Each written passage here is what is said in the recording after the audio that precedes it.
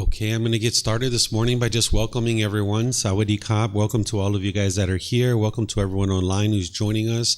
Today is our group learning program where each Sunday and Wednesday I get together with students and helping them to understand the foundational teachings that it takes to be able to move the mind to the enlightened mental state where the mind is peaceful, calm, serene, and content with joy.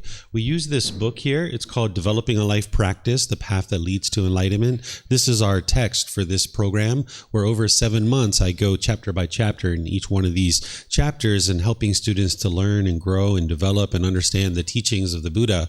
And you can get these books at no cost by downloading them from our website. You can take it and go print it if you like. You can get printed versions here by just reimbursing us and paying us for the cost that we made in order to print the books, or you can get them on Amazon if you like, and you can gradually be learning the foundational text and the foundational teachings that you need in order to move the mind to this enlightened mental state. So what I do is I start with meditation, and then afterwards I'm going to move into a talk where I'll share with you the topic for today. Today's topic is chapter 17, which is titled Eliminating Fears. Are you really scared? I'm going to teach you first what's actually causing your fear so that you'll know what's actually causing it, and then I'm going to teach you how to eliminate it through the teachings of the Buddha, where you can train your mind. So any kind of fears that you have, whether it's fears of snakes or spiders or the fear of death or any of these kinds of things, you can eliminate this from the mind, because your fears oftentimes sabotage your ability to accomplish things in the world. Maybe you're afraid to fail, and therefore you don't even try because you're afraid that you're going to fail. So those feelings of fear can be very painful for the mind, and an individual may not actually choose to do something that they would otherwise be very successful at because the mind is fearing this particular thing. So if you can understand what's causing these fears and how to eliminate them, you can have so much more success in the world. You can also have more harmonious relationships. Sometimes people fear the unknown. Like if you don't know somebody, you might think of them as a stranger, and now you're fearful to interact with somebody who you've never met before. So this will also help you to develop more harmonious relationships with the people around you.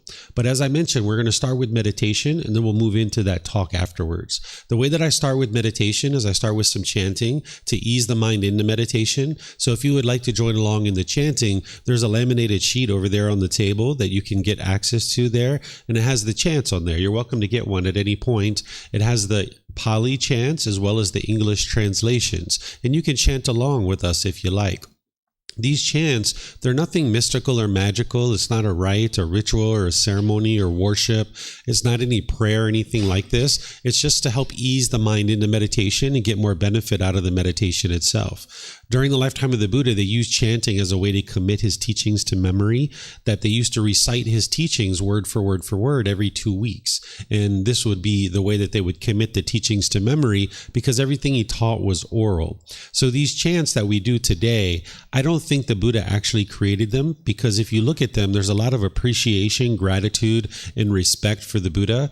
And a Buddha would have eliminated their ego. They wouldn't walk around with arrogance and pride and trying to convince people to chant these things to me. Instead, if you learn from a teacher how to move from anger, sadness, frustration, and all these other discontent feelings that are eliminated, and they taught you how to get to this peaceful and joyful mental state, and they didn't want anything from you or expect anything from you, then you would probably have a lot of appreciation, gratitude, and respect for that person too. So I think his students probably created these chants either during his life or after his death because of their deep appreciation and gratitude and respect that they had for the Buddha. So remember, these aren't anything mystical or magical. It's not a rite, a ritual, or ceremony or worship. It's not prayer or anything like this. What we're doing nowadays is we're easing the mind into meditation with these chants and helping to develop the mind so that you'll actually get more benefit out of the meditation itself.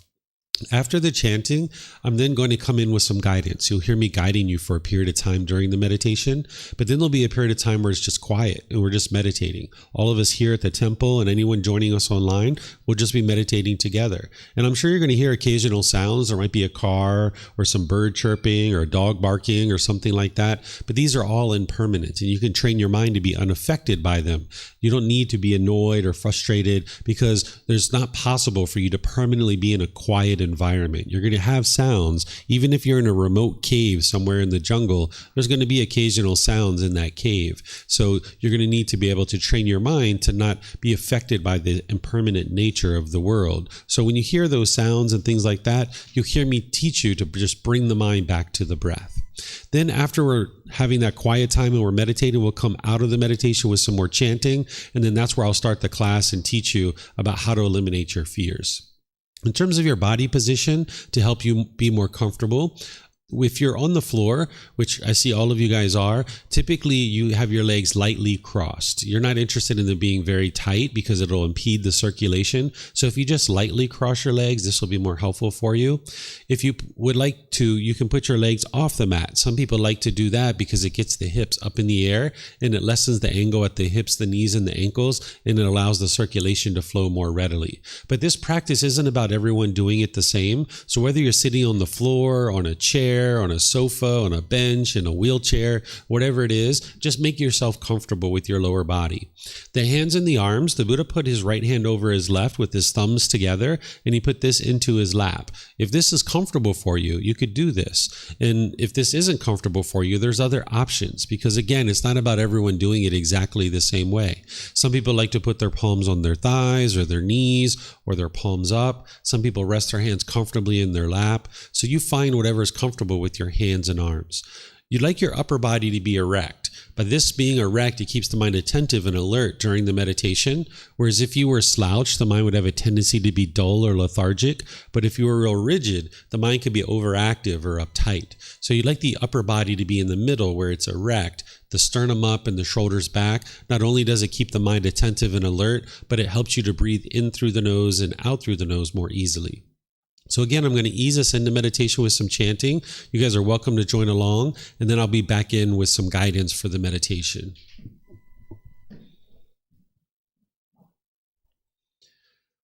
Arahang Samma Sambuddho Bhagava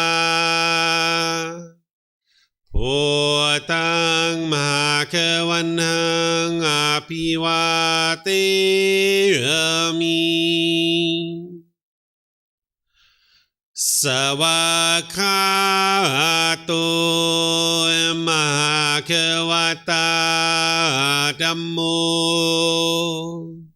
Dhammang Namasami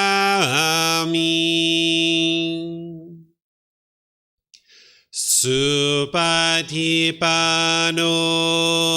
Bhagavato Sāvaka Saṅgho Saṅghang Namami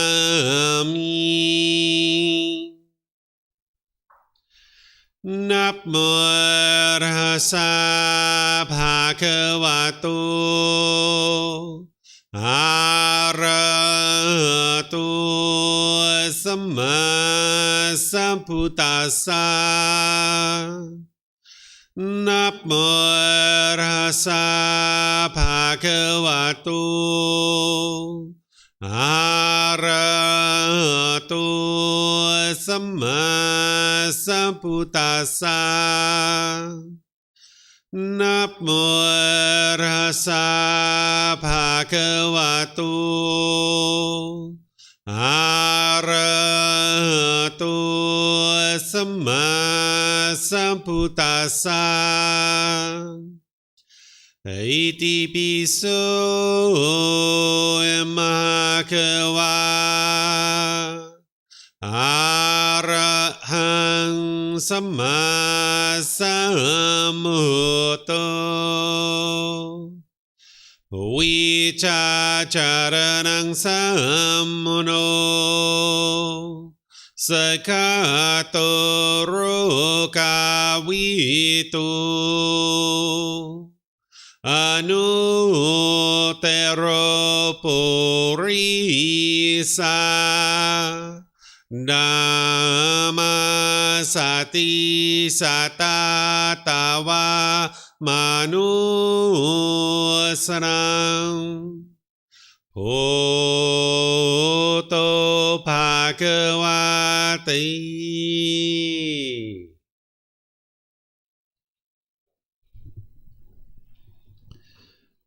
Okay, with the lower body and hands and arms comfortable, and the upper body erect, just close the eyes and start breathing in through the nose and out through the nose. Here you're just looking to establish the breath, a nice, natural, steady, and consistent breath. Not forced or controlled, just a gradual inhale through the nose, experiencing the full breath. And then, when you're ready, exhale out through the nose. Breathing in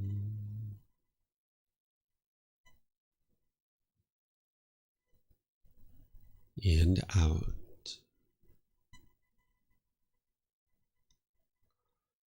Breathing in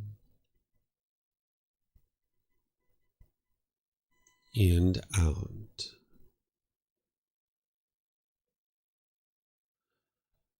Your breath may not match up with the guidance that I'm providing, and that's okay.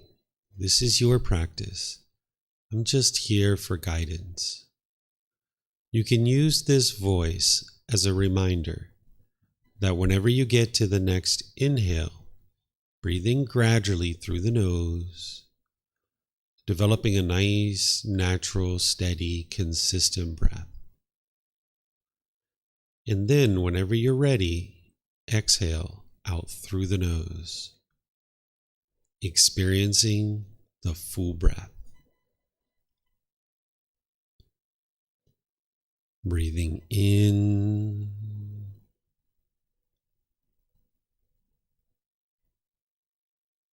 and out.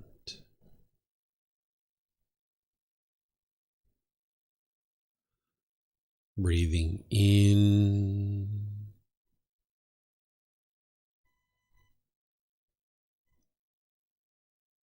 and out.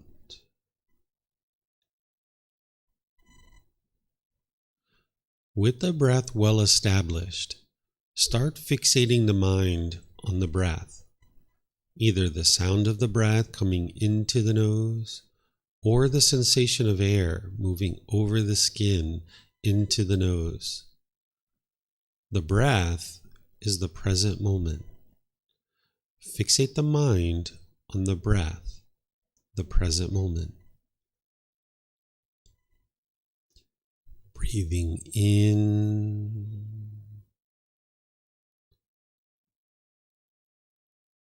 and out.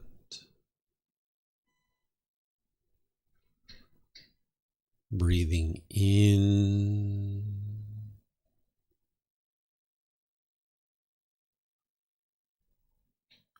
and out. With the mind fixated on the breath, whenever you notice that it moves off the breath, cut that off, let it go, and come back to the breath, the present moment. No need to observe the thought, label it, judge it, analyze it, or even try to figure out where it's coming from. Whenever you notice that the mind is moved off the breath, cut that off, let it go, and come back to the breath, the present moment. Breathing in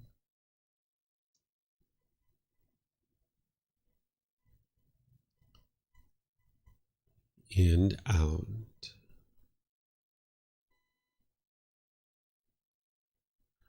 Breathing in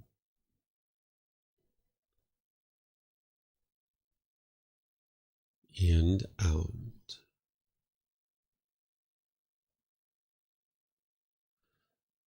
I'm going to be quiet now and let you do this work of focusing on the breath, cutting off and letting go anytime the mind moves off the breath.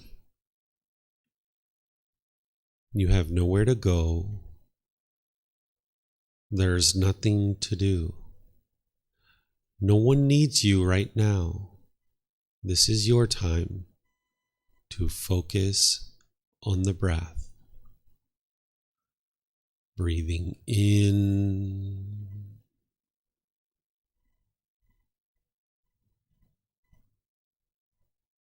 and out.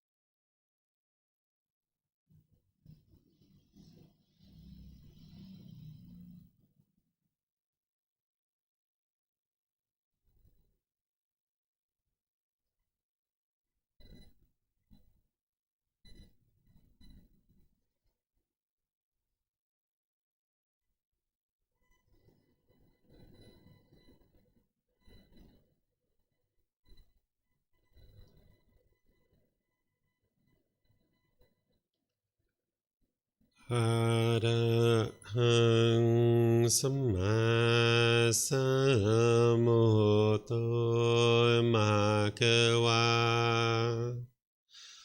พุทธังมหาเกวันหังอภิวาเทมิสวากขาโตมหาเขวตาธัมโม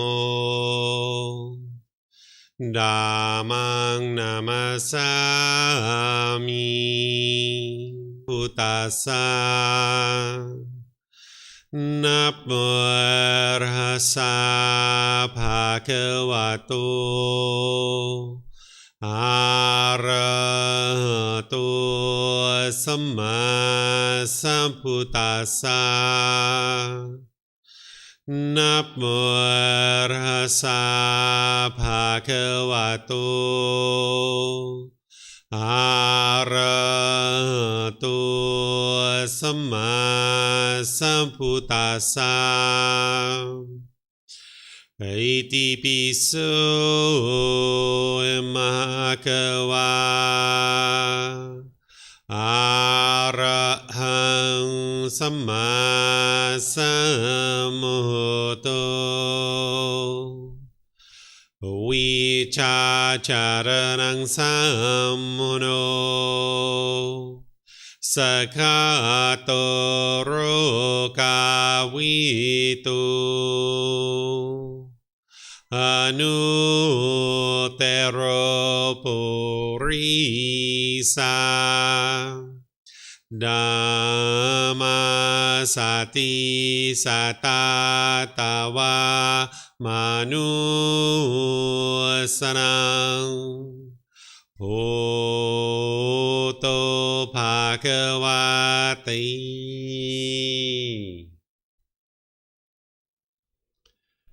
Okay, if you guys would like to slowly make your way out of meditation.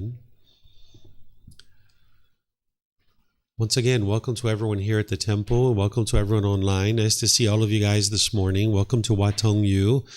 For those of you guys that it's your first time here, you haven't been here before, I'll just let you know that there's a bathroom in the very back of the room, the last door on the right. If you'd like to use the restroom at any time, feel free to help yourself. There's even bathrooms outside the main classroom here. If you go out to the parking lot, there's signs that'll take you around to the main temple bathrooms, and you're welcome to use those at any time. We even have water and snacks and different things show up here on the table from our students, that if you guys would like to help yourself to anything over there, you're welcome to help yourself to that. So this class today is all about helping you understand how to eliminate your fears, because fears can be very perplexing.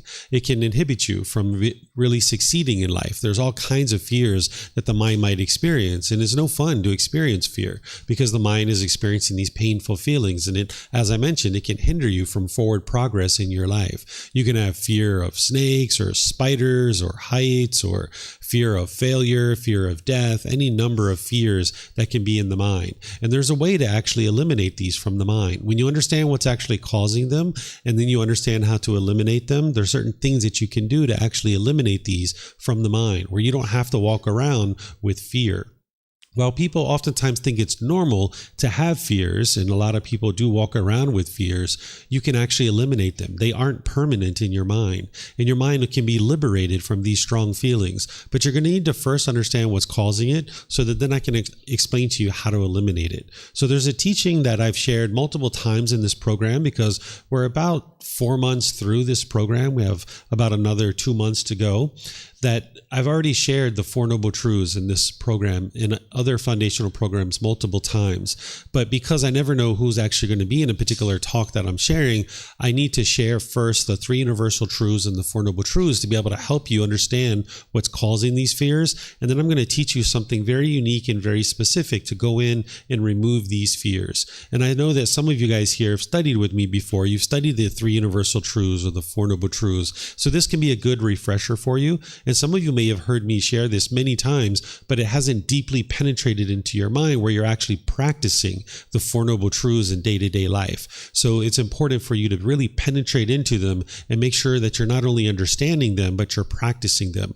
And then after I explain that to you, then I'm going to move into explaining to you how to eliminate these fears. When you're learning the Four Noble Truths, this is a way to have a breakthrough. Even the Buddha describes it this way. He talks about this breakthrough where you can finally understand in four simple statements what is the problem in your unenlightened mind, the cause of that problem, the elimination of the problem, and the path forward. And this is the very first teaching that the Buddha shares with a brand new student when someone's first getting onto the path to enlightenment. If you think about a hiking trail, and before you go on this trail, there's usually a trailhead and there's like a sign that tells you, walk this way, go down this ravine, walk over this stream, walk up this hill, and then this path is going to circle back to the parking lot. It kind of gives you an overview of what the path's going to be. Well, the Four Noble Truths is like this trailhead that explains to you what it is that you're experiencing on a day-to-day basis, and then helping you to be able to understand how to eliminate these from the mind. That in four simple statements, the Buddha is going to help you to be able to penetrate into what's causing you to be angry, sad, frustrated, irritated, annoyed, feeling guilt or shame or fear, stress, anxiety, loneliness, boredom, shyness, resentment, jealousy. All these discontent feelings are actually coming from the exact same thing. So to be able to teach you how to eliminate fear, you need to first understand what's causing all of these feelings. And when you're learning the teachings of the Buddha, you shouldn't believe any of them. So when I'm sharing with you today, it's important that you don't believe anything that I share with you. The teachings of the Buddha aren't about believing a bunch of things and then hoping something good happens when you die. It's about learning now in your present life, examining his teachings, investigating them. You reflect on them to independently verify them, and then you practice them, integrating them into your life. And I'm going to walk you through and show you how to do that today so that you're not believing anything that I'm sharing. What you're essentially doing is you're awakening to wisdom. That's what you're doing on the path to enlightenment, to get to this peaceful, calm, serene, and content mind with joy, where you no longer experience any discontent feelings. By the time you get to enlightenment, you won't have any anger in the mind. There will be no frustration. There won't be agitation or annoyance. There won't be guilt and shame and fear, stress, anxiety. All those discontent feelings that I mentioned are completely eliminated from the mind. So in order to get to that, you need to be able to cultivate wisdom. What you're cultivating wisdom of is the natural laws of existence. The Buddha isn't explaining to you the way the world should be.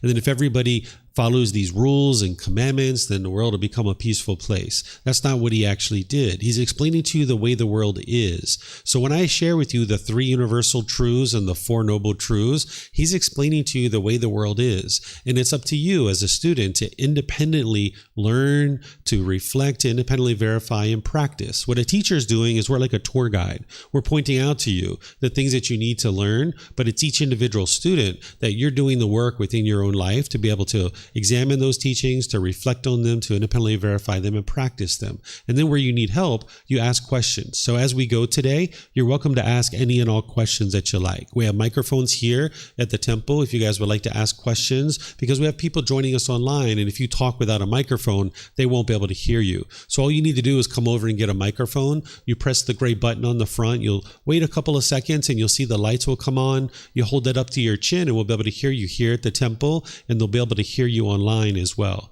And then you can just keep the microphone with you, because you might have more than one question, or someone around you might actually have a question, and you can share the microphone.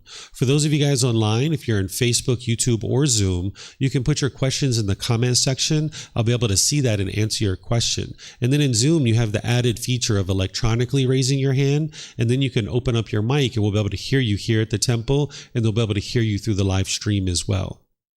So this understanding of awakening and cultivating wisdom in order to understand natural laws, you've actually done this before, because when you make unwise decisions, you experience unwholesome results, or what we might say unwholesome karma, or some people say karma.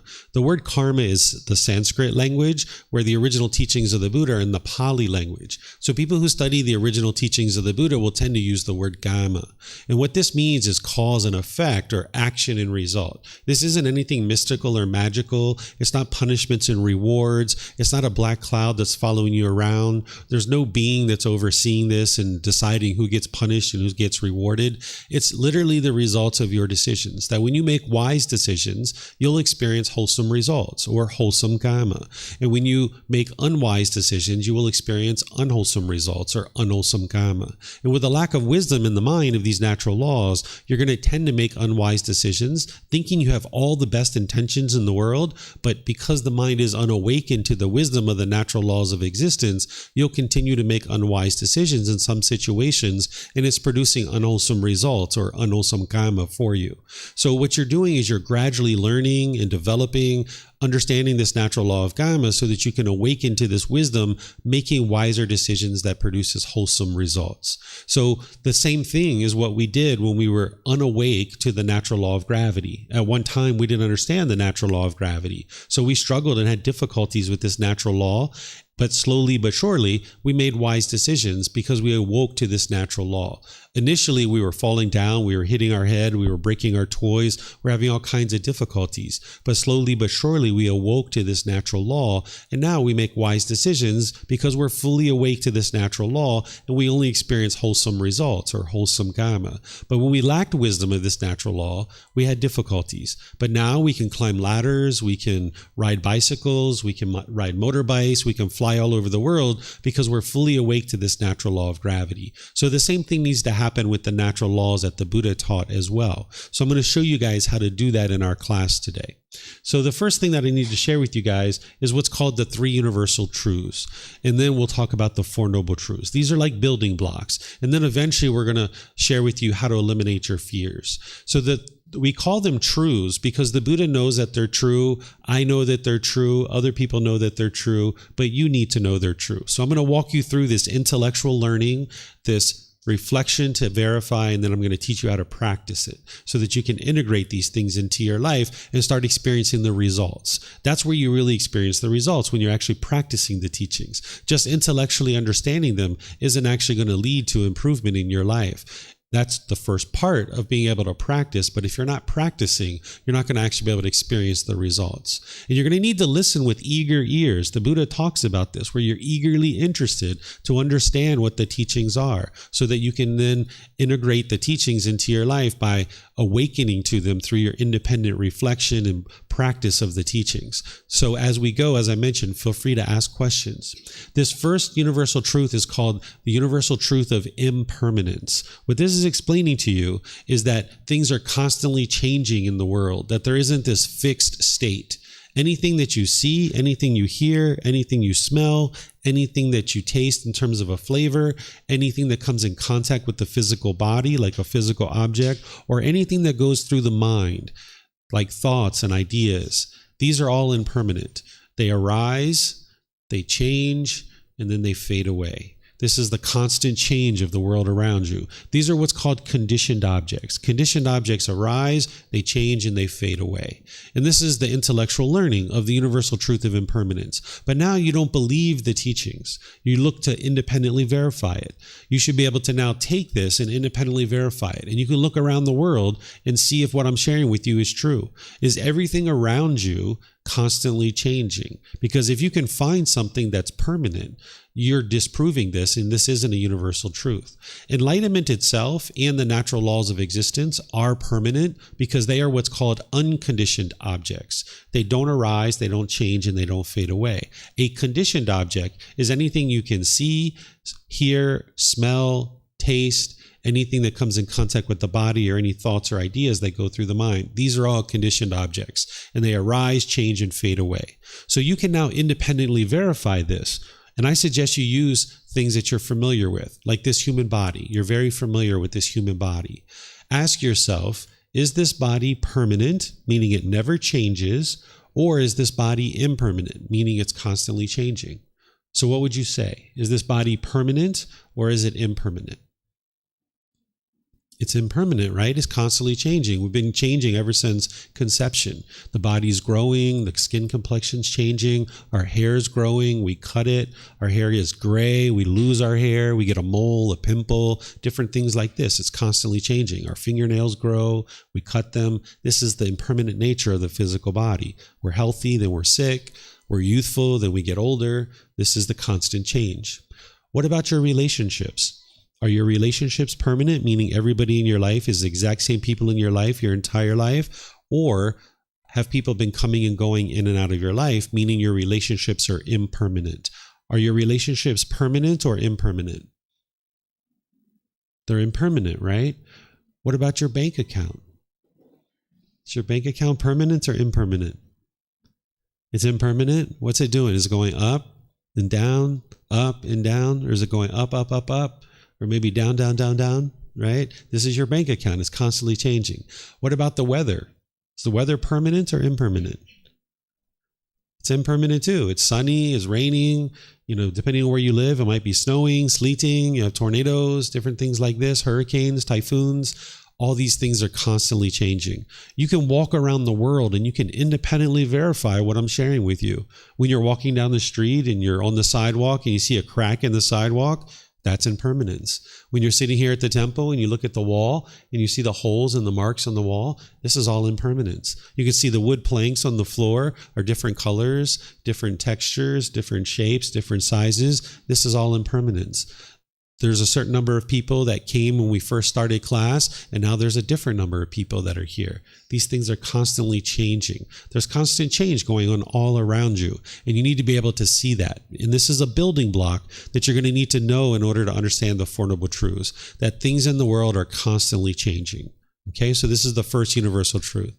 The second universal truth is explaining that the unenlightened mind experiences discontentedness. These are called conditioned feelings. That the mind in the unenlightened state experiences conditioned pleasant feelings, painful feelings, and neither painful nor pleasant. The Buddha is explaining to you what the mind experiences. Some people refer to this as suffering, but I use the word discontent, discontented, and discontentedness. And I'm going to explain to you what this is, and then we'll circle back and I'll help you to understand why I don't use the word suffering.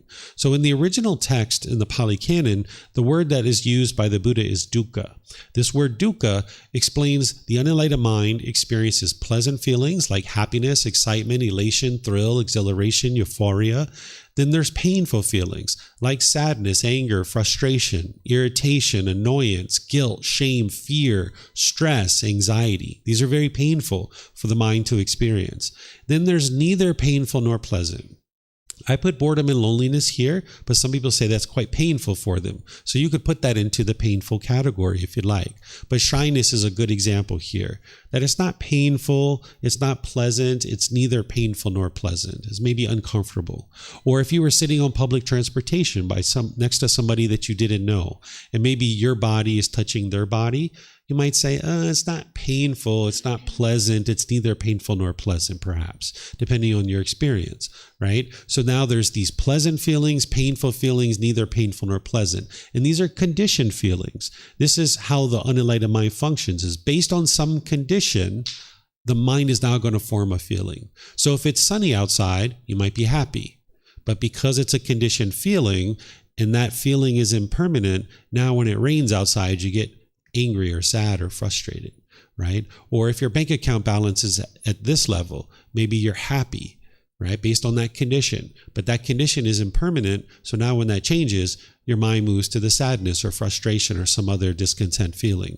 So this is what the unenlightened mind is experiencing, is conditioned feelings. That based on some condition, the mind is now going to experience a feeling. The enlightened mind is beyond this. It's been trained to not do this, that it still experiences happiness and these types of feelings, these types of mental states, but it doesn't have conditional feelings. It has unconditioned mental qualities. It has happiness that is permanent. There's permanent joy in the mind because the mind is no longer basing its inner feelings on some condition. The mind is beyond this. So for the unenlightened state, you might wake up in the morning, see it's sunny outside, and you get so happy and so excited. And then when you go take a shower and you come out and you see that it's raining, you might be sad or frustrated, right? An enlightened being, they're already happy before they wake up in the morning. They wake up, they're already joyful because they have unconditioned joy, not based on any condition. And now when they see it's sunny outside, sweet, let's go outside and play. Let's go hiking. Let's go have some fun. Now you go take a shower and you come out and it's raining. And it's like, all right, well, it's raining. So maybe I'll stay home and read a book. Maybe I'll go to the mall. Maybe I'll go watch a movie. Maybe I'll invite my friends over for some food. You can maintain your contentedness. You can maintain your joy because it's not based on a condition like the sun. But the unenlightened mind doesn't know how to do that because it's untrained. So some people refer to this as suffering. I don't refer to it that way because, in my opinion, the suffering explains the painful feelings really well. That if you're experiencing anger, sadness, frustration, or these other discontent feelings, you might feel that the mind is suffering. But when you're happy or excited because your mom called you up and said she's going to come visit you and you get so excited, you probably wouldn't say you were suffering there. Or if that person next to you was sitting really close to you on the bus, you probably wouldn't say that you were suffering in that situation. Your mind's uncomfortable, or it's discontent. It's discontented, or it's experiencing discontentedness. So this word explains the full spectrum of what the Buddha was describing here with this particular universal truth, that the mind is experiencing discontentedness. If you've ever been so excited that your mind has been shaken up, you'll know that the mind is discontent. If you've ever been so excited you fell down or you dropped something and broke it or something like this is because the mind is shaken up. That's what the Buddha is explaining to you, is that the mind is not calm, it's not steady, it's not stable, it's shaken up. And that's what the unenlightened mind experiences. So I don't use the word suffering because it doesn't explain the full range of feelings that the Buddha is describing here. And if you only understand 33% of what a teacher is teaching and you're missing 66%, you wouldn't actually be able to get to the goal. So if you use the word discontent, discontented, or discontentedness, it'll bring your mind to the full understanding of what the Buddha is teaching here so that you can actually reach the goal, which is the enlightened mental state where the mind's permanently peaceful and joyful and you're experiencing unconditioned happiness. Then there's this third universal truth. Oh, by the way that you independently verify this second one is, your mind is unenlightened. Does this explain what it is that you experience? Do you experience pleasant feelings, painful feelings, and neither painful nor pleasant? Is there any feeling that you experience that doesn't fit into one of these three categories? You can look through your life and through your mind and look at all the feelings that you experience, because if the Buddha is explaining the unenlightened mind here, and you know your mind is unenlightened, then is he explaining to you what you experience? And if so, then you know that this is true, and it's universally true because you can independently verify it within your own life. Then the third universal truth here is called the universal truth of non-self. This is a teaching that is actually going to help you to solve one of the problems that the Buddha discovered. The Buddha discovered these 10 individual pollutions that are in the mind. These 10 pollutions are called the 10 fetters. These are pollutions that are in the mind that are hindering you from being able to experience the peace and the joy of the enlightened mind. And when you eradicate these out of the mind, that's what's actually going to produce the enlightened mental qualities. The brightness and the radiance and the joy will shine through because of this. So the very first fetter, or the very first pollution, is called personal existence view. What this is where the mind is confused, it has misunderstanding, it has misperception, where it's holding on or clinging to this body, thinking that this is who you are, the self-image, holding on to it and thinking this is you. Or the mind, the self-identity, thinking that this is who you are. So if you've ever spilt chocolate ice cream or spaghetti sauce on your clothing in a social situation and you experienced embarrassment, this is the mind having personal existence view. Because the mind's clinging to this body, wanting to be perceived by others in a certain way, when your mind is being perceived that way, you'll be happy. But when your mind isn't being perceived that way, you'll be frustrated or agitated, or you'll feel embarrassed or something like that. Or if you've ever been in the mirror and you see a pimple or a mole and your mind was shaken up by that, oh my goodness, a pimple, a mole, or gray hair, or I'm losing my hair, or I'm getting a little bit of fat here or there. your mind is holding on to this body, thinking that this is who you are. And now you're forming your feelings based on this body and wanting this body to be permanently looking one particular way, when this body can't look that way permanently. It's not possible because this body is impermanent. So because of the mind's misunderstanding or confusion or lack of wisdom, it's going to cling to this body thinking that this is who you are. And now the mind will struggle and have difficulties. If somebody says something agreeable to you, like, wow, you're so beautiful, or you're so handsome, or that shirt really brings out the color of your eyes, you might get these pleasant feelings. Wow, they're talking about me, right? But now it's only a matter of time, because of impermanence, that someone's going to say something negative and degrading and disparaging about this physical body. And when you hear that, you'll be frustrated and agitated and annoyed. And it's not the other person who's causing this. You'll see today that it's your mind that's actually causing these feelings to arise. So as long as you're clinging to the body, thinking that this is you, then the mind's going to be shaken up. And the mind does the same thing with the mind itself. There's a certain self-identity that's in the mind, in the unenlightened state. You might be clinging to your culture, your ethnicity, maybe your sexual orientation, maybe your nationality, maybe your job or occupation, or any number of other things. And you might be identifying who you are through that. Like, I am American, or I am Chinese, or I am a police officer, or I am a lawyer, or I am Japanese, or I am this, or I am that. I am kind. I am a boyfriend. I am a girlfriend. So if you've ever been in a relationship and you identified with I am a boyfriend or I am a girlfriend, when you guys were together, you felt kind of whole. But when you were separated and now this being is single, your mind doesn't identify with I am single. Your mind was identifying with I am a boyfriend, I am a girlfriend. And now you might have wanted to hurry up and get right back into another relationship, because the mind struggling in that situation, not feeling whole, and its identity is not intact, it felt like the way to solve this problem is to hurry up and reassume that identity by being a boyfriend or girlfriend with somebody else. But that didn't actually solve the problem. It's this personal existence view, this pollution in the mind's clinging to the identity, thinking that this is who you are. Or if you've ever had a job or occupation, where maybe, say, if someone was a police officer and now you're doing that job for like 10 years and you identify with that's who you are as a person. Well, now maybe you get injured, or maybe you get fired or something like this, or maybe you retire. And now when you're not doing that job anymore, you feel lost. You feel like part of you is missing. You don't feel whole anymore. In fact, some people even come to Thailand. They think they want to come here to find themselves. I need to go on this journey to find my true self. Well, what the Buddha is teaching you in the universal truth of non-self is there is no self. You're not going to find yourself in Thailand because it doesn't exist. That the mind is confused, it's having a misunderstanding, that the mind is constantly grabbing and searching and looking for something to cling to and say, this is what I am. So people might come to Thailand and they find new friends, new hobbies, new activities, they might find a new job even, but none of that is you. It's not who you are as a person. And as soon as you cling to any of that, thinking that that is who you are, when things start to change, now your mind is uncomfortable. So when you're not working, for example, you might feel uncomfortable because you don't identify in this way. You identify as a productive person who is making money and doing things in the world a certain way. And now when you're not doing that anymore, the mind struggles. And the mind needs to be able to let go of this and not assume it as your self-identity.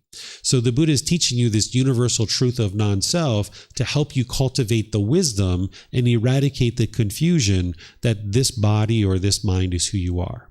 And now you can independently verify this, that there is no self. And there's 3 ways that I give students to help you understand this, right? Think about yourself, even though there isn't one. Think about yourself when you were a child, when you were a teenager, early adulthood, and now. Think about your personality, your character, your image, how you thought about yourself. Has it been exactly the same during all those phases of your life, or has your perspective of who you are as a person been constantly changing through your childhood, teenage years, early adulthood, and now? Has it been changing? Yeah, it's been changing, right? You haven't thought of yourself in the same way. Here's another way.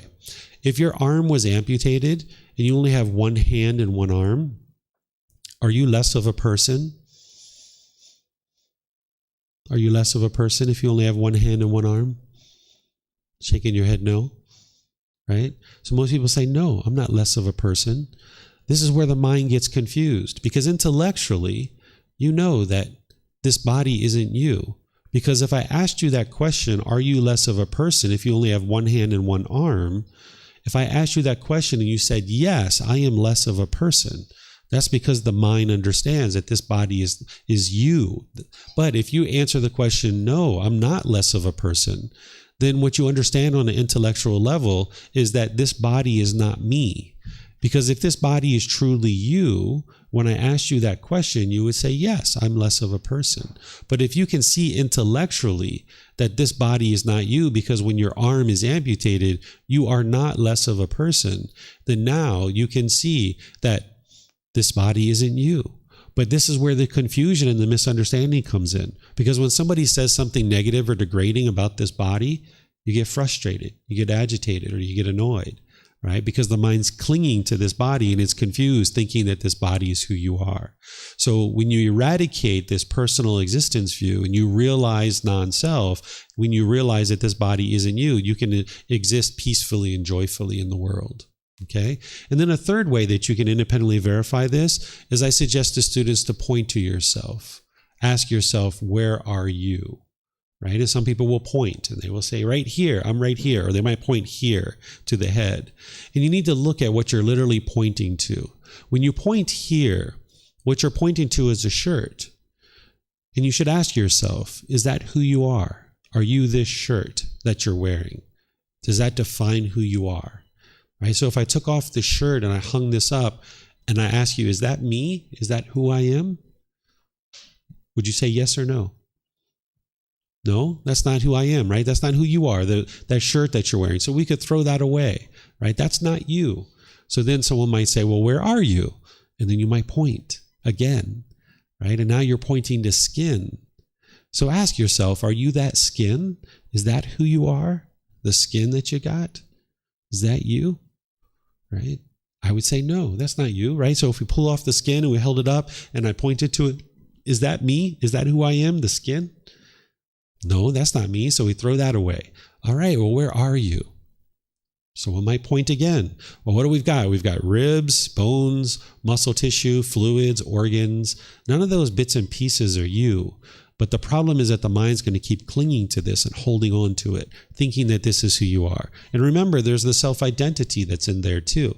So if you're at a restaurant and 2 tables over, they're talking in degrading and disparaging ways about wherever country you're from, whatever nationality you are, about New Zealand people or Chinese people or Pakistani people or Canadians or Germans or Americans or wherever you're from, you'll get angry, you'll get frustrated because you're clinging to this thinking that this is you.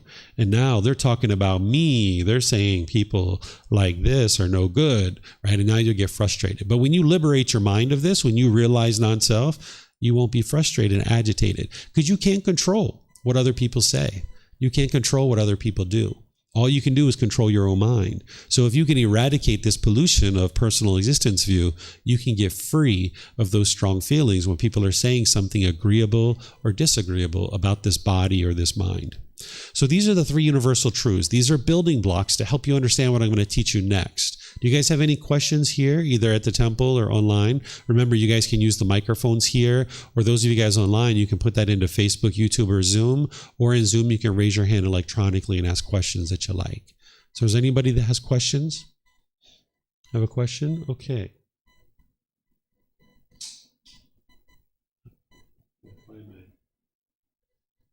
Yeah, I think that's Leah. Go ahead, Leah. Yes, I just wanted to ask about when we're training and we are met with a situation that could cause irritation or aggravation, and we fail to get ahead of it and we end up falling into the trap. Even when we're practicing and we can see what we're doing, but we still fail to not get caught up in it, how do we handle these situations when we're just starting out and we're training? Okay, so the first thing I would share is change your perspective of not looking at it as you failed. Just look at it as the mind is not yet fully trained, that there's still more wisdom to cultivate, And now look at that situation and figure out through the teachings of what was it that was the misstep. Did you miss the bodily sensations that were arising and you didn't cut it off and let it go? Did you practice wrong speech? Did you have wrong intention? What was it? There was something on the Eightfold Path that the mind didn't do. Because once you're practicing the Eightfold Path perfectly for an extended period of time and you eradicate the 10 fetters, the mind will be perfectly peaceful. So you can trace it back to something on the Eightfold Path that the mind wasn't doing. And sometimes it's multiple things. So just look at it as the mind is a work in progress. You're not fully developed. There's a lack of wisdom. And all I need to do is root out where's the lack of wisdom. And if you have trouble doing that, because initially you might have that difficulty, that's where you reach out to your teacher and you say, hey, here's a situation. Here's what I experienced. And I don't understand how this happened and those things, and you can't figure it out. That's where you reach out for help and guidance.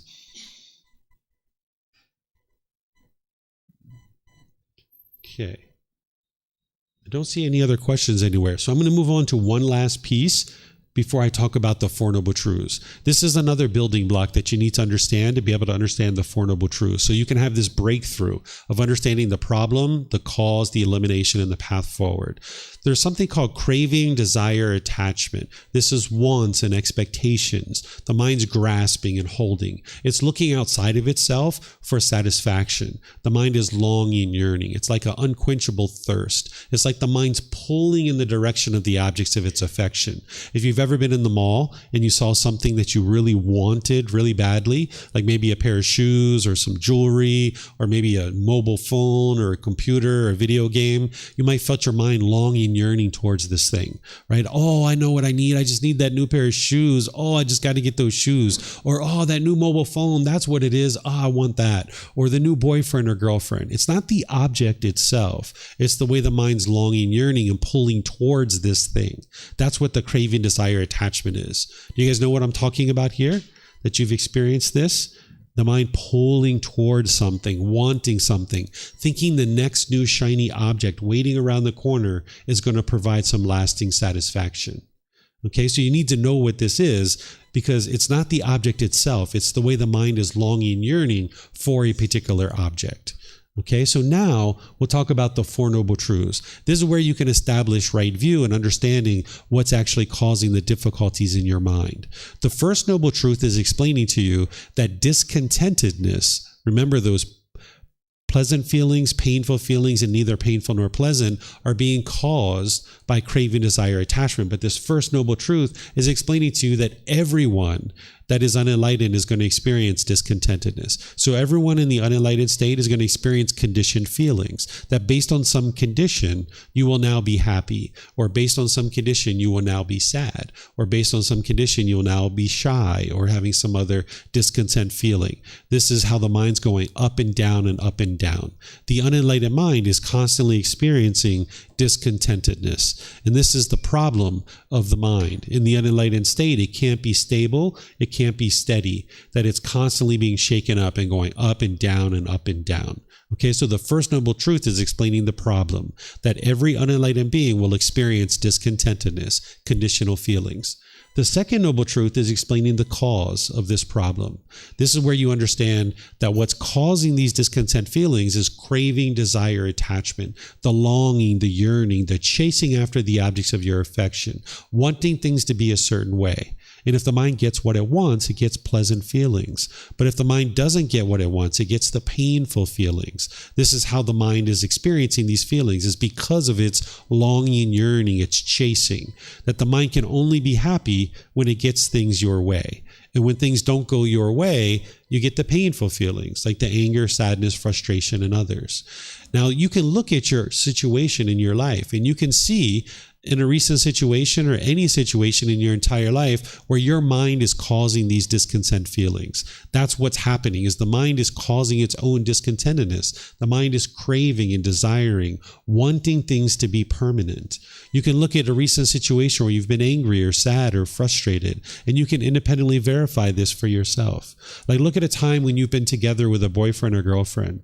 When you guys first got together, you might have been so happy. You might have been so excited because you were craving for someone to show you affection. You were craving or longing and yearning for someone to spend time with. So you guys went to the movies, you went to dinner, you went to the park, you had great conversations. You might have had intimate contact at some point, and now all these pleasant feelings are rushing into the mind.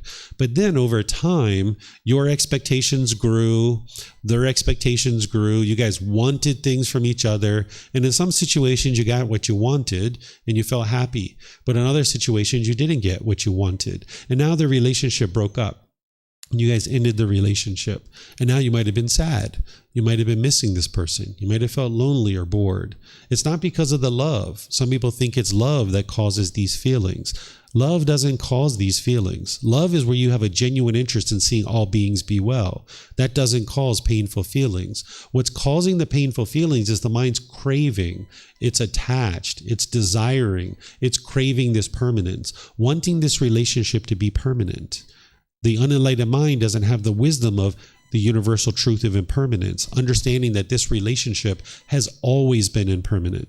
Even if you guys met when you were 2 years old and you were together for the rest of your life, you're not permanent in each other's life. You guys are going to go on business trips, you're going to travel, somebody's going to die first, most likely. And now if you're craving permanence and you're wanting this person to be permanent in your life, when they're not around you, you feel miserable, you feel horrible, you feel like you're missing this person. So like when grandma and grandpa die, if you feel sad or grieve, this is not the love that's causing that. That's the mind holding on and craving for them to be permanent in your life. And as long as the mind is doing that, you're going to experience discontentedness. The painful feelings are going to come in. And it's not because you're a bad person or you've done anything wrong. It's just because the mind lacks wisdom and it's untrained. So therefore, as long as you're craving permanence, your mind's going to be shaken up because you can't permanently get what you want because you live in an impermanent world. So if you have a brand new car, for example, and it experiences a scratch on it, you might be angry or sad or frustrated. And it's not the scratch that's causing this. And it's not the person who scratched your car that's causing the frustration to arise. What's causing this to arise is that the mind is craving permanence. It's wanting this car to look permanently beautiful, when in reality, this car can't be permanently beautiful because it is impermanent. It arises, it changes, and fades away. The paint's going to fade. The upholstery is going to get ripped or torn or something else. The tires are going to need to be changed. This is all impermanence. But as long as your mind is craving permanence, you're going to experience discontentedness because the mind is living in an impermanent world, but yet the mind is craving permanence. So you can look at your life. Look at a recent time where you've been angry or sad or frustrated or some other discontent feeling, and you can see that it's craving, desiring, attached, wanting things to be a certain way. The way that you eliminate the discontentedness is you eliminate the cravings, desires, attachments. When you eliminate this longing, yearning in the mind, this is what's going to eliminate your discontentedness. And then the fourth noble truth is explaining the complete plan, the approach that you take, this path that the Buddha laid out. It's called the Eightfold Path. This is the core central teaching that's going to teach you how to eliminate your craving, desire, attachment, the longing, the yearning in the mind.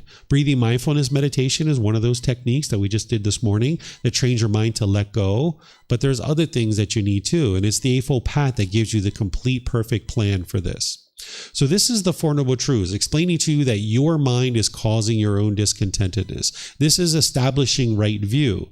The right view is to understand that it's craving, desire, attachment that's causing your mind to be discontent. The mind is wanting things to be a certain way, and they can't be that way permanently. What wrong view would be to blame other people for the problems that you're experiencing. As long as you blame other people for what you're experiencing, you'll never solve it. This is what the unenlightened mind will do with this lack of wisdom, is you will firmly believe that other people are making you angry or other people are frustrating you. I'm sure you've been in arguments, adamantly arguing with people, trying to convince them that what they were doing was wrong and they needed to change what they were doing because it was making you angry. But what's truly making you angry is the craving, desire, attachment in the mind. When you have a lack of wisdom that your own mind is causing these discontent feelings and you perceive the problem as external, you will tend to push people away in your life, thinking that that solves the problem. But you can see that doesn't solve the problem, because if that was the problem, if that was the cause of the problem, and pushing that person out of your life solves it, then you would never get angry or frustrated ever again. Right? But you can see that you continue to get angry, you continue to get frustrated.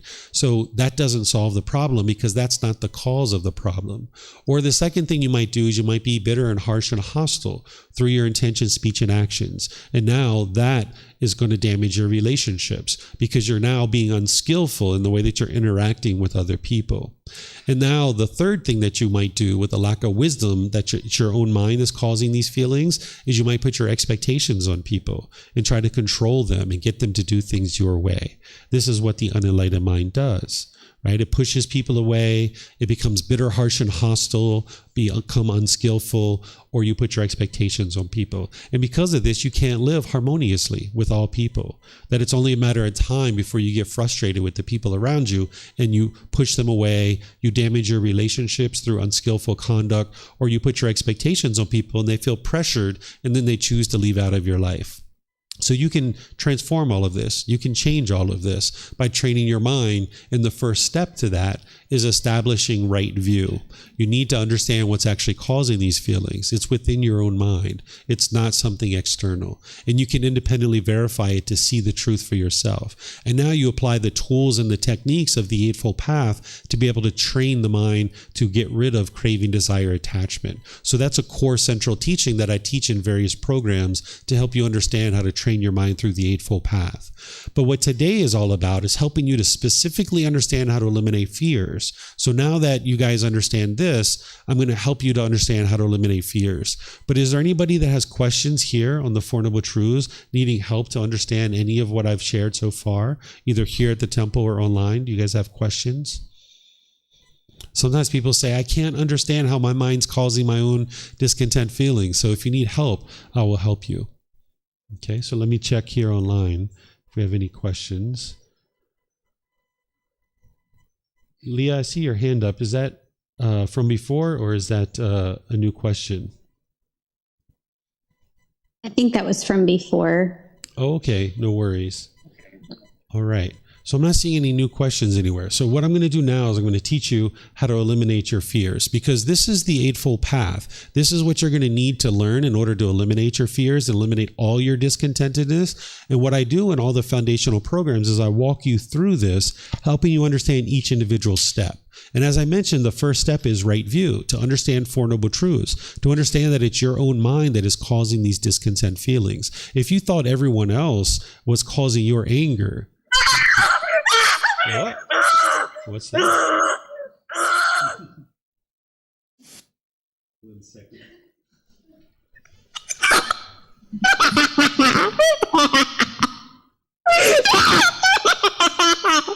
Fuck you! Wow. These are Zoom people that would like to try to crash our discussion here. Okay. Normally I mute everybody before class.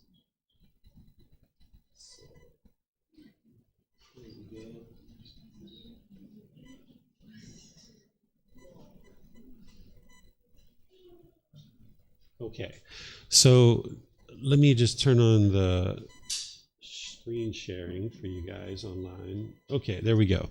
All right. So as I was sharing, the Eightfold Path is this core central teaching that is going to help you understand how to eliminate your discontentedness. And it starts with right view. You need to be able to understand what is the cause of the discontent feelings. And what's causing it is that craving, desire, attachment. If you didn't understand what was causing it, why would you ever apply any effort to be able to eliminate it, right? So if you firmly believe that other people are causing you to be discontent, why would you ever come to the temple? Why would you ever meditate? Why would you ever read a book? Because it's everyone else that's causing your mind to be discontent. So the Buddha starts you off with establishing right view to make sure you understand that it's your own mind that's causing these feelings. And now once you understand that it's your own mind that's causing these feelings, there's all these factors that you would like to learn and practice and develop in order to be able to train your mind to now be able to eradicate craving, desire, attachment, and ultimately slowly diminish and eliminate your discontent feelings. Through gradual training, gradual practice, and gradual progress, you can gradually train your mind to be able to get to this enlightened mental state. So even now, you might intellectually understand right view to a certain degree. You can't just snap your fingers and instantly not be angry anymore. You're going to need to gradually train your mind to be able to experience this. And one of the things that you're going to need to be able to eliminate to get to the peace, the calm, the serenity, and the contentedness with joy that is enlightenment is you're going to need to eliminate your fears. So while you're eliminating craving, desire, attachment using things like breathing, mindfulness, meditation, generosity, also whenever you notice discontentedness arising as a bodily sensation, you cut that off and let it go. There's actually something you can do for fears that'll specifically eliminate them from the mind. And that's what I'm going to share with you here. So to eliminate the craving, desire, attachment is to eliminate your fear. The problem in your mind is, yes, the fear. That's the problem. Or we might call it the symptom, right? This is the symptom. But the real cause is craving, desire, attachment. That's what's actually causing the fear to arise. So what you need to do is place the mind in the situation that it fears in order to desensitize it. So for example, say you fear snakes and you really don't like snakes and you have this craving, this longing, this yearning to never see snakes ever. This is the mind craving permanence. I don't want to see snakes. I don't ever want to see snakes. This is the mind craving permanence. So now what you do is, yes, you're doing breathing mindfulness meditation. You're practicing generosity. Anytime there's discontentedness arising, you cut that off and let it go. But what you also do is you put the mind in the situation that it doesn't want to be in, which is you look at pictures of snakes. Right? You look at them on the internet or you look in magazines and you look at these pictures. And yeah, there's going to be uncomfortableness that's arising, but you need to cut that off and let it go. You start desensitizing the mind to seeing snakes. And now you might go to a museum where these snakes are preserved, heightening the stimulation, heightening the contact.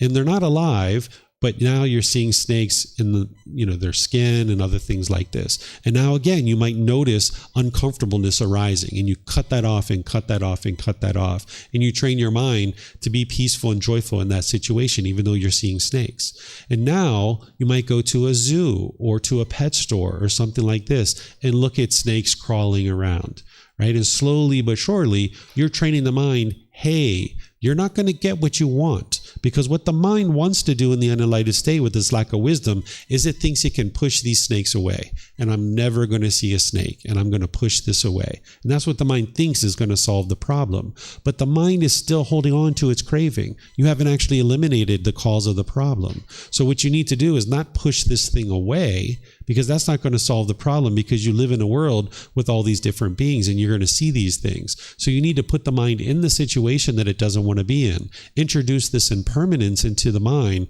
where sometimes it doesn't see snakes and sometimes it does see snakes. And now you essentially eliminate the mind's conditioning, because somewhere along the line, the mind was conditioned to believe if I see a snake, something bad is going to happen.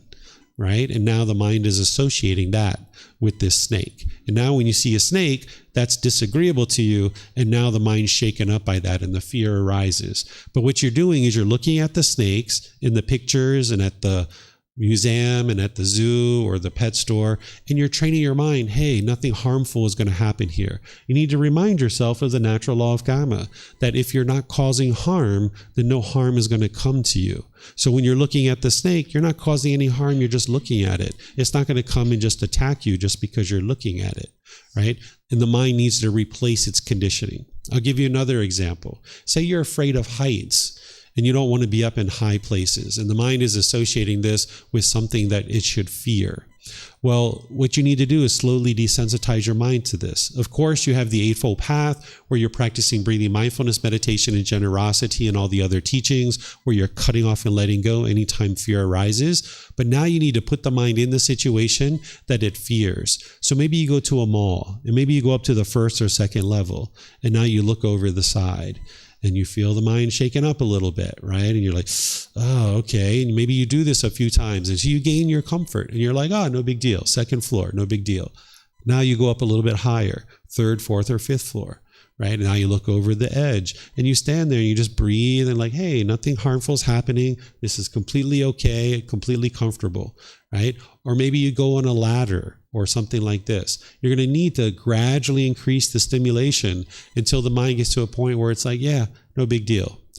I don't know that you need to go bungee jumping or anything like this. You don't necessarily need to go jump out of an airplane and parachute, but you're going to need to do common things like going to a mall or going in an elevator or things like this. You're going to need to go on ladders perhaps from time to time. So you're going to need to train your mind to be comfortable in these situations. And this is what the mind can do to be able to eliminate its fear.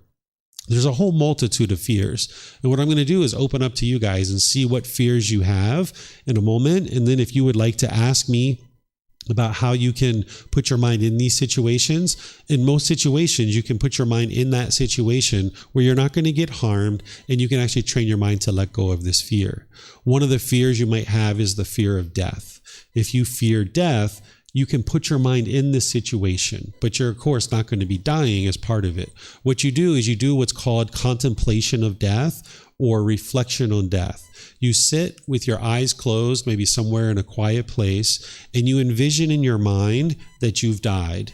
Maybe the police show up to your house and inform your parents, or maybe a doctor or nurse is called and inform your parents that you've died. And now you're like a fly on the wall observing what's happening. You're not planning your death. You're not aspiring to die, but you're just kind of living it out as if you have died. And now you walk your way through that. What's happening? Your mom's maybe crying, your dad's maybe frustrated or upset. Maybe your brothers and sisters are starting to come together. Maybe they're planning a viewing. Maybe they're planning a funeral. Maybe they're planning a burial or a cremation, or there's something that's going to go on. Again, you're not planning it, but you're just looking at it and reflecting on it and contemplating as if this being has died. And now you live that out for maybe 10 or 15 minutes. You might grieve. You might be sad. You might get frustrated or angry or something like this. And as that's coming up, you're going to need to cut that off and let that go. And that's why I teach this at this point, 4 to 5 months into the program, because students at this point have already been developing their breathing mindfulness meditation and their generosity, that they can regain their composure in a certain amount of time. You're not interested in doing this with reflection on death like the very first thing you do on your journey to enlightenment, because you don't have the skills and abilities to train your mind to let go of that discontentedness. So you need to know the Eightfold Path, which is part of the other foundational teachings that I teach. Remember, this is chapter 17, so a student has already developed to a certain point. So this isn't something you go run out to do the very first thing on your journey to enlightenment. But once you have all the foundational teachings under your belt and you're ready to confront this fear of death that you have, then this is how you do it, through reflecting on death. And you can do this for yourself. You can do this for your parents. If you fear your parents dying, well, it's going to happen. Death is going to creep up on you, and it's either going to catch you by surprise and it's going to feel like you've been chopped off at the knees or somebody pulled out the carpet from under you. It's either going to sneak up on you like that and catch you by surprise, or you can confront death. You can confront death on your terms when you're ready to do it. When your mind's ready, you can say, all right, death, I know you're coming to visit me. I'm going to come visit you. Right? And now you come and visit death. And now it doesn't shake you up when you're getting closer and closer to death. Because if you do no work on your mind whatsoever, as you're getting closer and closer to death, you'll have more and more struggles. You'll have more and more painful feelings. It'll be more and more difficult. Or you can go and confront death, and you can go visit death. And this is how you do it over multiple sessions, because it's not going to be just one session and your fear of death is gone. You're going to need to do it multiple times. And when you're doing this, there might be certain things that come up in your mind when you're doing it for yourself or your parents or other people around you, your siblings, your children, your life partner, people like this. There might be things that come up in your mind that you're like, if my mom actually truly died, or if I truly died, there were certain things that I never said to my mom that I wish I would have said to her. Or there might have been certain things you meant to ask her that you never asked her, and that if you died or she died, you would regret having never asked her these questions. And if those kinds of things come up in your mind as you're doing this contemplation of death, you have the benefit now of picking up the phone or going to visit mom and saying, hey, mom, I've always been meaning to tell you, da-da-da-da-da-da-da. or I've always been meaning to ask you, da da da da da da.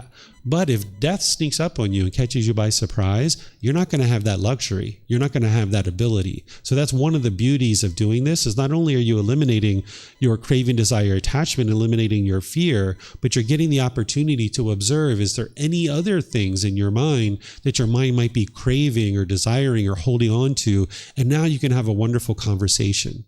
I did this when I was in my early 20s, and I did it with my own mind for my own death and for my mom and my grandmother. I did it within my own mind. They didn't know I was doing it. But of course, I was a little bit sad when I did this. And I just called them up on the phone after I regained my composure. And I was like, Grandma, I've been always meaning to ask you, da da da da da, or I've always been meaning to tell you, da da da da da da. We had great conversation. And then she's still alive. She's 101 years old. So for the last 25 years or so, it feels like bonus time. It feels like I convinced my mind that she had died 25 years ago. And now every moment after that I spent with her, it was just so enjoyable. Same thing with my mom as well. My mom died in 2017. Her mom actually outlived her, right? In 2017, my mom died. There was no grief, there was no sadness, there was no frustration, because my mind had already let go. It's not love that's causing the grief when somebody dies. Of course, I love my mom, but when she died, I didn't grieve, I wasn't sad, because my mind wasn't holding on, expecting her to be permanent. Of course, she is impermanent. She was born, so she had to die. So there's no reason for my mind to get angry or sad or frustrated or feeling grief or misery. I was able to train my mind to the point where I didn't experience that when she passed away. So you can get to that same point too. The emotions that you're experiencing at the time of death, that's not the sign of your love. That's showing that your mind is attached. And you might have fear right now of your own death or the death of people around you, and you can eradicate it so that way you can feel wonderful and joyful in going through life. And when you get that phone call one day, like I did, that your mom is going to die or she has died, you won't be shaken up by it. You can maintain your love, you can maintain your appreciation and your gratitude for this life and the people that are involved in your life, and you don't need to be shaken up by the things that are being experienced, because this is just impermanence. That's all it is. The world is changing, it's constantly changing, there's lots of impermanence around you, but as long as your mind is craving permanence, you'll experience discontentedness. And one of the discontent feelings that you'll experience is fear. And it's no fun to be afraid, because you'll make decisions through your fear that are unwise, and it produces things that are unwise. And you would like to get to the point where you're making only wise decisions. And as long as you have craving, desire, attachment in your mind, and this fear is arising, your mind will be shaken up during those periods, and you won't be able to make wise decisions that is producing wholesome results. So this is everything I'm going to share with you guys here. And I'm just going to open up to any questions you guys might have. You can ask me about your own fears and about how to solve them. Or if there's things you would like to discuss, you're welcome to ask any and all questions. So is there anything that you guys would like to ask? Yes, ma'am. If you could use the microphones here. And you're welcome to take those back to your seat. Okay, I've been going through a lot of things recently, and so I'm really scared of being cheated, maybe by my boyfriend, maybe by my future husband. So how can I cope with this emotion? Sure. Is this something that's happened to you in the past? Did you have someone that cheated on you? Not cheating on me, but I think on people around me. Have you ever done that to somebody else? Have you ever gone outside your relationships? No. Okay. So sometimes what happens is we have experiences, like maybe if you had a partner in the past that that was unloyal, then now maybe the mind can cling to this and hold on to it and then think that it's going to happen again. But it sounds like the people around you, your friends or family members, are experiencing that. Okay, so this is the mind now clinging to it and worrying about somebody else experiencing this because of what you've heard from other people. So in this kind of situation, as I mentioned, what I'm describing here with putting your mind in the situation, it will work in about 80 or 90% of the situations, but this is a situation that you can't induce, you can't create, other than if you sit back and you just think in your mind as if this has actually happened.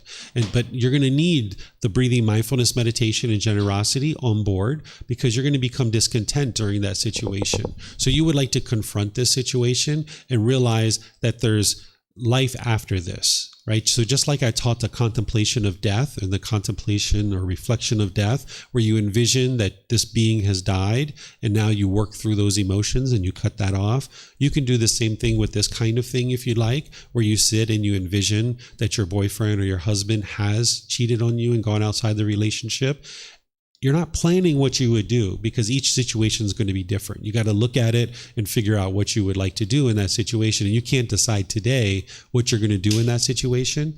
So if you decide to do this, you can sit down and think through this, close your eyes and think as if this has occurred, and then see what transpires and how you play that out. And that's not what you're going to necessarily do should this occur someday, but you just confront it and you show the mind like, hey, it's okay. If this happens, there's life after this and we can continue to go forward. And in these kinds of situations, in some situations, you might decide to leave the relationship. In other situations, you might decide to talk about it and figure out, was this a one-time occurrence or this is an ongoing thing that is going to be consistent and ongoing? Can we work through this? Because there's different options here, that it doesn't necessarily mean you have to end the relationship, but in a lot of cases people do. But in some situations you can continue to go forward and solve it if it's just a one-time thing and this person isn't going to be doing this anymore. So this is the way to do it, is you're going to need the breathing mindfulness meditation to train your mind to let go, which is what we did this morning. You're going to need to practice generosity, where you're giving and sharing without any expectation of anything in return, because the mind, when it has craving, desire, attachment, it'll hold on and it'll be selfish and it won't want to share. So each day you're going to need to be finding ways to share your time, effort, energy, and resources. And then you can do this activity where you envision as if this has actually occurred. And then you might need to do that more than one time to train your mind that, yeah, if this occurs, then it occurs and I'll just deal with it at that time. No need to be worried about it now because it hasn't actually even occurred. Do you have a boyfriend or girl, or you do? Okay. Yeah. Have you talked to him about this at all? A little bit. Okay. Sometimes talking to them about it might induce it to occur, but that's okay if you guys have talked about it. But the way to get rid of it is to confront it within your own mind and train your mind to let it go and realize that it's not the end of the world if this does occur and there's life after this. Mm-hmm. Yep, you're welcome. Any other questions? Yes, Leah.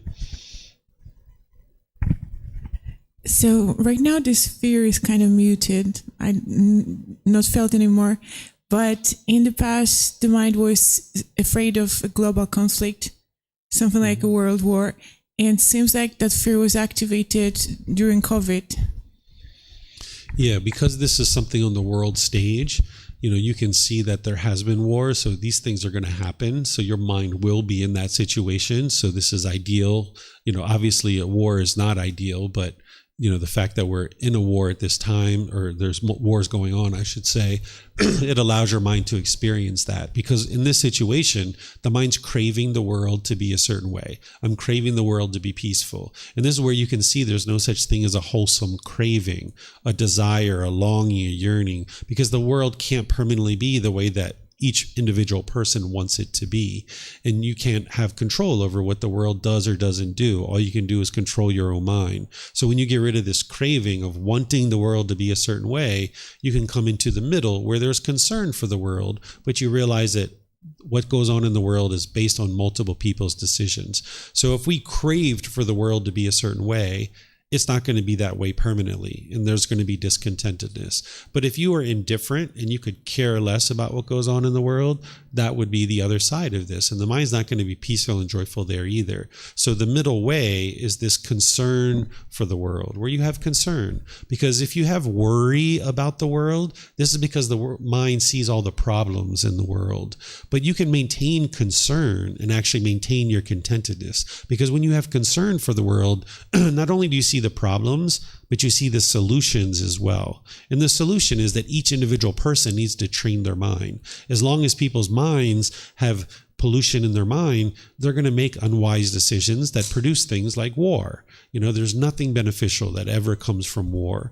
But in the mind of certain people, they think that it does solve certain problems, but it never does. It just creates countless problem after countless problem. So the only solution here is that each individual person needs to train their mind. And when you understand the problem, yes, that the world is not peaceful, the solution is each individual person needs to train their mind, then you realize that, hey, I can have concern for the world, but I can't change the world, and it's up to each individual person to train their own mind.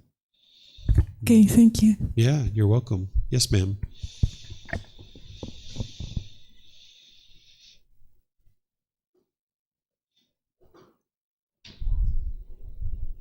Sounds like it's on now. Nope, not yet.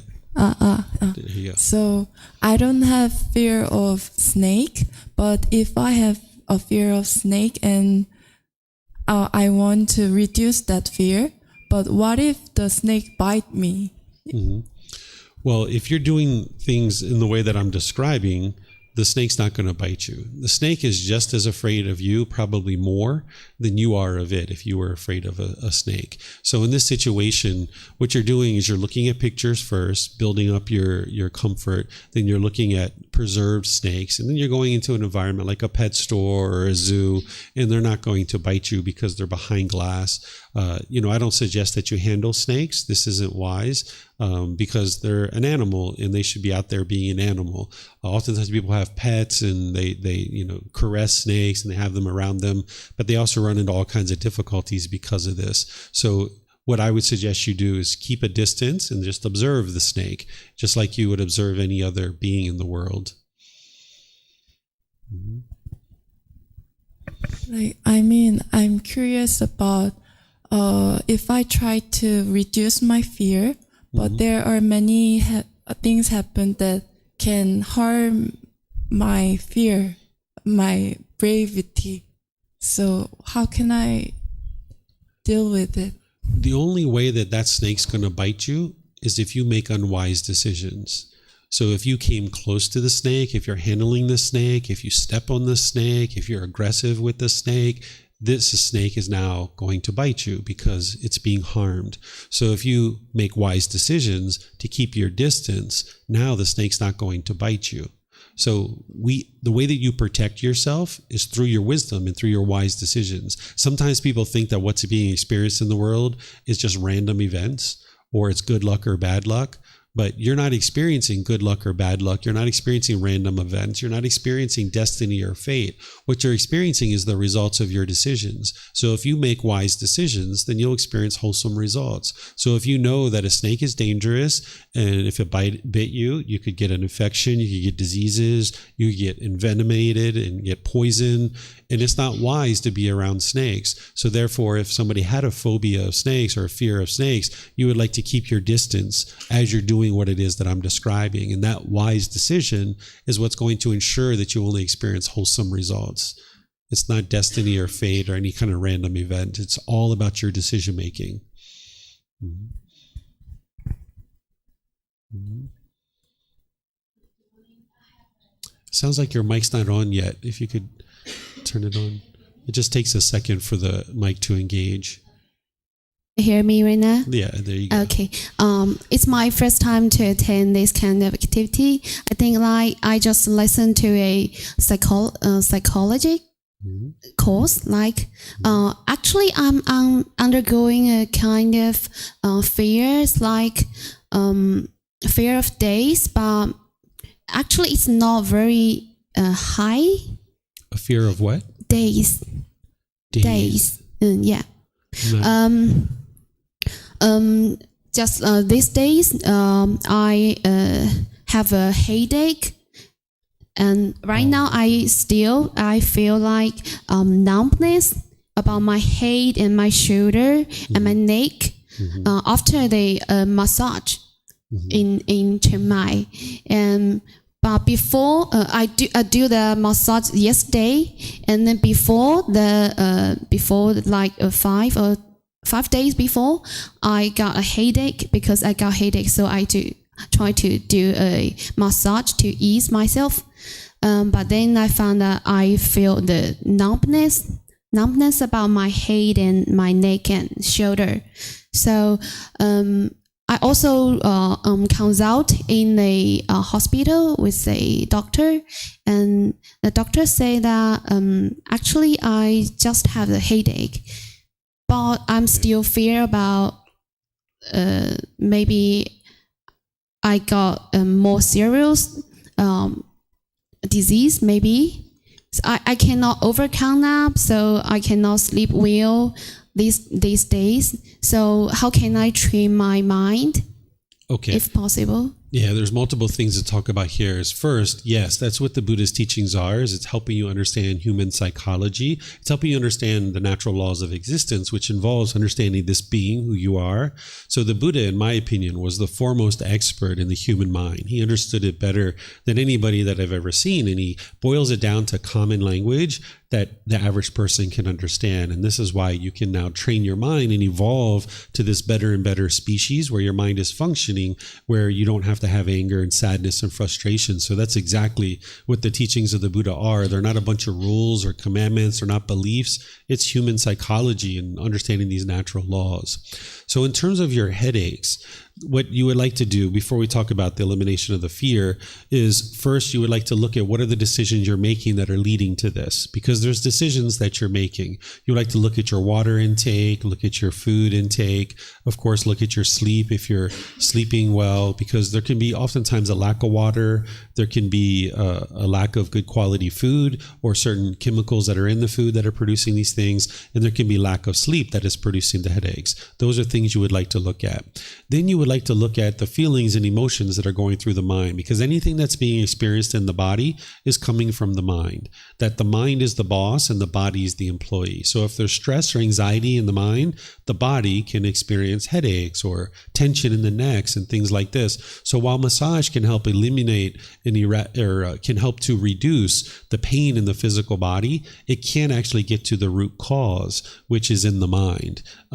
This is something that I learned throughout my life, is that just getting massage doesn't actually solve the root problem. You got to go back to the mind. So there's other students that have studied with me that have had chronic headaches, and as they learn and train their mind with these teachings, their headaches go away.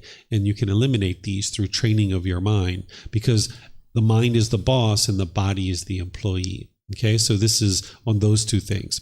In terms of the fear that maybe this body is sick and there's something terminal or fatal that is going on here and that you just don't know about it, what you would like to do is be able to eradicate this fear through the same thing that I talked about, reflection on death, because that's ultimately the thing that the mind's probably fearing here, is the potential death, and not understanding that this body is impermanent. Sometimes it's going to be healthy and sometimes it's going to be sick. No matter how enlightened you are, you're always going to experience sickness, right? Even when your mind's enlightened, you'll still experience sickness, because this is from impermanence, the universal truth of impermanence. But by the time you get to enlightenment, you understand this body is impermanent, and you will no longer be experiencing discontentedness because of your sickness. Where right now you're experiencing a headache and the body is not permanently healthy, so the mind doesn't like that. And that can oftentimes induce more stress in the mind, which produces more headaches, right? So when you understand that this body is impermanent, it can't permanently be healthy, and now you train your mind through reflection on death or contemplation on death, and then all these other teachings, you can eradicate your headaches, and you can eradicate the fear that this body is going to die, because it's going to die. It's only a matter of time, and you need to be able to confront that. Mm-hmm. Yeah, that's helpful. Thank you. Yeah, you're welcome. Okay. Yes, ma'am. I have a question about the practice in general. Like cravings and wantings, they usually serve as motivations as well. So, by eliminating your wantings and desire, does that mean that I should just passively accept whatever life throws at me, or does it still allow a certain active effort making, and I can still, have my goal and pursue that goal with motivations? And if so, how can one balance keeping those motivation and wantings, and at the same time not having the obsession or attachment to the results? Sure. So in the unenlightened state, the mind is oftentimes motivated by its cravings, desires, attachments, and the mind's chasing after certain things. And if it gets what it wants, it gets happy. But if it doesn't get what it wants, it's sad and frustrated. And this is what the unenlightened mind knows, is how to crave and long and yearn and chase after things. Or what the unenlightened mind does is it sees the other side, which is indifference and complacency and just accepting whatever is happening to you. This is two opposite sides of the spectrum. And in neither situation, you're going to be peaceful and joyful. What the mind needs to be able to see is this middle way. What the middle way is to pursue things as a goal, objective, or interest, with enthusiasm, with motivation, with encouragement, with ambition. And you can do that through wise decision making. But the mind doesn't know how to do that in the unenlightened state because it has so many cravings and desires, and it lacks the wisdom of how to be able to do that. So you're gradually training through this eightfold path that I showed earlier. You're gradually training the mind through all of this to eliminate your craving, desire, attachment, where you're no longer chasing after things and thinking that this thing is going to provide lasting satisfaction, and now forming your feelings based on that thing. And you're also not over here where you're just indifferent and could care less what happens in your life. You bring your mind to the middle where you get rid of these pollutions, and now you can gradually work towards something as a goal. If something is a true goal, if you obtain it, that's fine, wonderful. And if you don't attain it, that's fine too. You might adjust your timeline, you might add more resources, or you might decide, you know what, I attained 80% of this, and I'm completely fine with that. I don't need to go any further. But oftentimes when people are setting goals, they start craving and desiring it. And now they don't know how to pursue things without craving desire. So you're going to need to learn how to train your mind to do things based in goals and objectives and interests, and gradually work towards them rather than chasing after them or rather than being indifferent. And this is part of the training that you're doing as part of your path to enlightenment. Mm-hmm. Yeah, you're welcome. Okay. I'm not seeing any other questions anywhere. So let's see. Let me just be sure before I cut this off. All right. Yeah, I'm not seeing any other questions anywhere. So what I'm going to do is just end here by thanking all of you guys for joining our class today. Thank you so much. Nice to see all of you guys here. You guys are welcome back at any of the future classes and courses and retreats that we have. We have classes on Sunday, Wednesday, and Saturday, and you can see the full schedule on our bulletin board over there. You can see it on our website as well. We even have a retreat coming up next Sunday where there's a 6-day retreat here at this temple, and all of these things are available at no cost. You can take classes, courses, and retreats either here at the temple. You can join online as you go back to your home country. We have YouTube, Facebook, and even Zoom. You can come in. And if you can't attend live, they're all recorded, so you can attend that way as well. And we have these books that are available. You can get them on our website. You can take it and go print it. You can get printed versions here by just paying us for what it is that we used in order to purchase the books, or you can get them on Amazon as well. So if there's anything you would like to be able to help you, feel free to come let me know, and I'm pleased to help you. And have a really lovely and wonderful rest of your day. Okay? Sawadee khap, sawadee khap, sawadee khap. You're welcome.